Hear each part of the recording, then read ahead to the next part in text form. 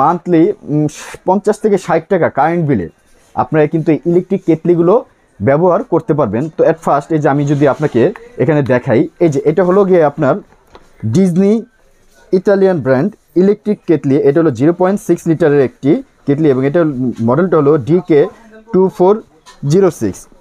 দেখেন এটা কিন্তু সম্পূর্ণ ম্যানুয়াল, এই যে ডিজনি ইতালি লেখা আছে এবং এটা কিন্তু এলইডি ডিসপ্লে সহ লাইটিং সহ এটার একটা সুইচ, পাওয়ার সুইচ।